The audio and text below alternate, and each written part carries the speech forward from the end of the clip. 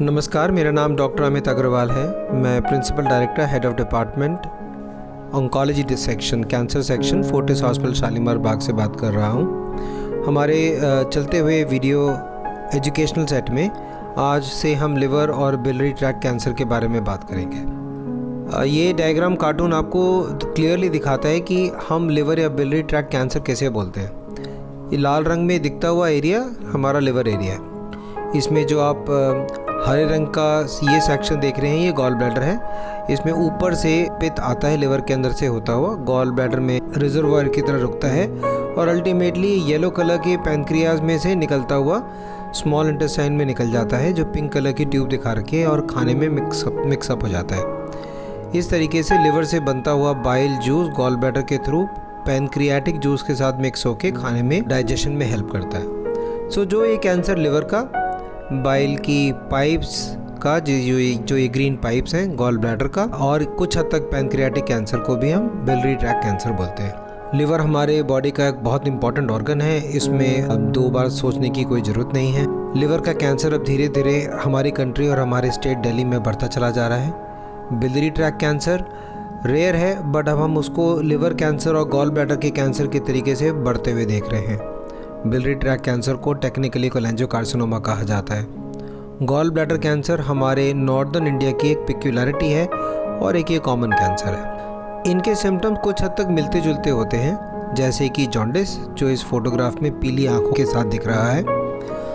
बढ़ते हुए जॉन्डिस के साथ परसिस्टेंट खुजली भी हो सकती है, प्लूराइटिस। पेट में बीच में या साइड में दर्द हो सकता है और पैनक्रियाटिक कैंसर के पेशेंट में पेट का दर्द पीठ में भी जा सकता है और आगे झुकने से आराम होता है।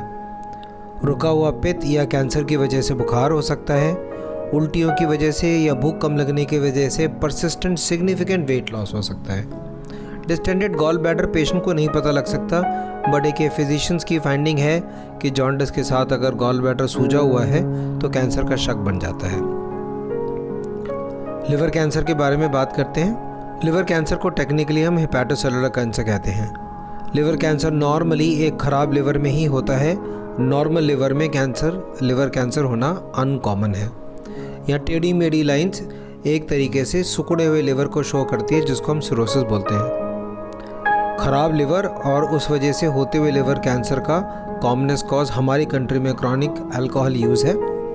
दूसरा कॉमन कॉज है क्रॉनिक हेपेटाइटिस वायरसेस जैसे हेपेटाइटिस बी और सी, जिसकी वजह से लिवर ख़राब सिकुड़ सकता है और कैंसर बन सकता है।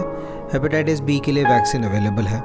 धीरे धीरे पाश्चात्य समाज के तरीके से हमारे देश में भी फैटी फूड और डायबिटीज़ के अनकंट्रोल होने की वजह से फैट का कलेक्शन होने से फैटी लिवर से लिवर कैंसर के नंबर बढ़ते चले जा रहे हैं।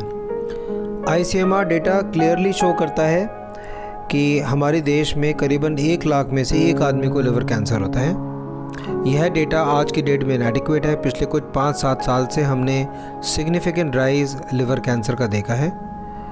अंडर डायग्नोज्ड लिवर कैंसर है और हम अपने क्लिनिक में अभी लिवर कैंसर और कोलेंजियोकार्सिनोमा और पहले से ही known high incidence gall bladder cancer को कॉमनली देखते हैं। टू रिपीट, ख़राब लिवर सिरोसिस की वजह से लिवर कैंसर होता है।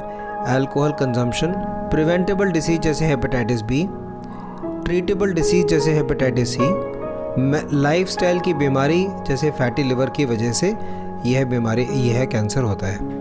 हम प्रिवेंट कैसे कर सकते हैं? जैसे मैंने बताया कि हेपेटाइटिस बी के टीके लगने से हेपेटाइटिस बी हट सकता है। फैट के कंट्रोल के लिए healthy diet, wait maintenance, exercise, एक हेल्दी लाइफस्टाइल बहुत सारे लिवर कैंसर को प्रिवेंट कर सकती है। हेपेटाइटिस सी प्रिवेंटेबल नहीं है वैक्सीन से, बट हेपेटाइटिस सी का ट्रीटमेंट हो सकता है। ऑब्वियसली अल्कोहल का एक बड़ा क्लियर आंसर है अवॉइड अल्कोहल अब्यूज़। इन सब करने से हम काफ़ी हद तक लिवर कैंसर को बीट कर सकते हैं। होने पे हम क्या करते हैं, अगर बीमारी छोटी हो तो हम इसको पार्ट ऑफ द लिवर निकाल सकते हैं। बीमारी अगर ज़्यादा हो और अगर हमारे पास डोनर अवेलेबल हो, जो जनरली फैमिली या कभी कभी कैडावर से हो सकता है, इसके सक्सेस रेट दोनों के बहुत अच्छे हैं। अगर बीमारी लिवर के रिसेक्शन या लिवर के ट्रांसप्लांट से दूर है और लिवर के अंदर ही अंदर है, ऐसे में ट्यूमर को जलाने के लिए रेडिएशन, लेज़र जिसको हम अब्लेशन बोलते हैं, माइक्रोवेव थेरेपी और उनकी ब्लड सप्लाई को बंद करने के लिए ट्रांस आर्टीरियल थेरेपी बोलते हैं, ब्लड सप्लाई बंद करने में या तो उनके ब्लड सप्लाई को चोक कर दिया जाता है या ब्लड सप्लाई के अंदर इंटरनल रेडिएशन छोड़ दी जाती है। वो ट्यूमर जो लिवर के अंदर ही अंदर है उसमें ये सब टाइप के ट्रीटमेंट काफ़ी सक्सेसफुल है।